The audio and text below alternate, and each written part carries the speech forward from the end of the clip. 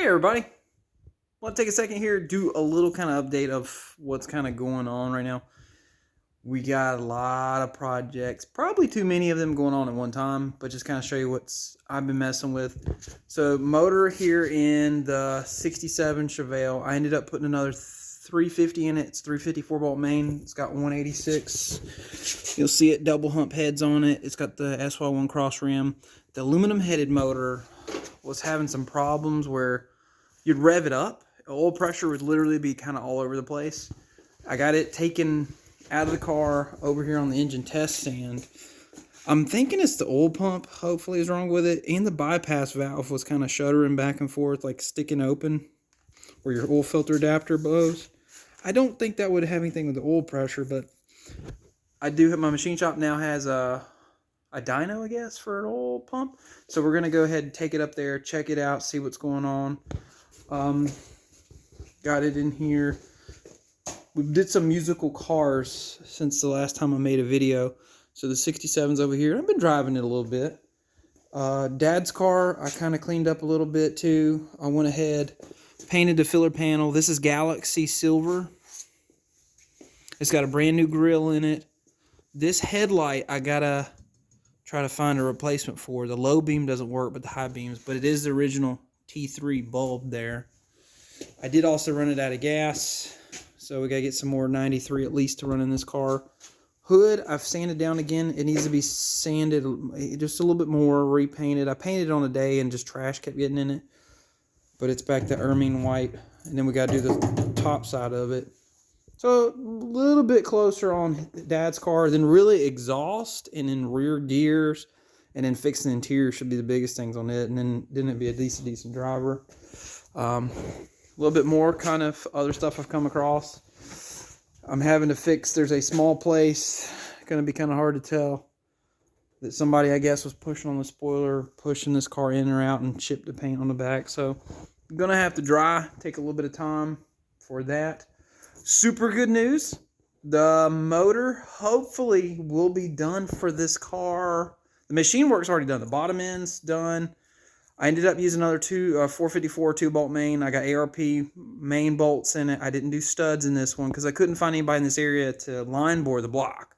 So we got it pretty much ready to go. I need to drop off the heads, the oil pan, the cam, the lifters.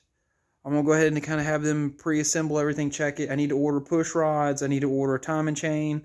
Figure out if I'm going to run the touring bearing or just a washer behind the cam gear. So we got to figure that out. But good news is we're going to get some engine, maybe. Engine in the car that's been waiting forever. So I did clean it up a little bit too. And good news is, with it being elevated, I can actually get under it, because the bottom side of the car really is going to need some attention. I'm going to probably black it here too, all the way down. So everything under there is definitely going to need some attention, cleaned up. I still also need to order a clutch. I think I'm going to do the same thing I did in Dad's car. Dad's car has a 6-puck, pretty much race clutch. And it does good. A lot of people online are they grab, they're on and off, but his does fine. I know it's not going to get a lot of life out of it, but that should be 700 horsepower, 750 foot-pounds, so not a big deal. Blowout-proof housing is still over here in the shop, so we have it. It's already powder-coated under there, ready to go, so that's one more thing. So really not a lot, and then the gas tank, we still need to put the gas tank under it. I need to pull the black paint off. My goal is hopefully this week to black the tail panel. Black it out real good. I got the rear bumper guards. I'm going to definitely throw them on it too, because I like how they look. And then I also learned with this Camaro, small little update on it too real quick, what's going on. I had a truck 3-speed Saginaw, and I learned very quickly, y'all be able to see this, the car has a smaller, I guess that's the input shaft, bearing, retainer. And it's also the collar the freaking throw-up bearing rides on. But as you see here, look at this to here. The truck stuff was bigger. This is the 68 transmission. So this one was making some noise in the car, so I am going to go ahead and put this in it. I still need to go ahead where I brush it real good. I'm going to paint it cast iron gray. And I got a really nice bell housing. I'm going to sand it, paint it, back aluminum, just so it looks really pretty for this car. More good stuff. And then I also got the dash pad in for it too, just to check it out, see how it fit. This is the Al interiors dash pad. It's a vinyl wrap. Only thing that's got me worried, anybody else that's restored a 68, these studs here, they're not glued in. Does anybody have an idea how I'm going to be able to tighten them down? I mean, I guess I could cut a slot in it or glue them at the top, but that's definitely going to need to be done too on this car. But then we got to drop that back in. I got to sand some stuff on the frame rails, like the motor mounts, sand that. There's a couple runs the guy did before me too. I'm going to sand all the runs, all the mess up out of it. Tape it all off one more time. Spray it all so it looks super nice. And do the upper control arms. I'm going to do them gloss black.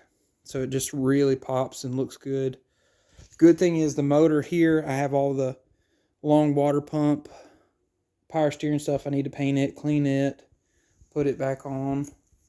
But good news is we got a lot of stuff going good.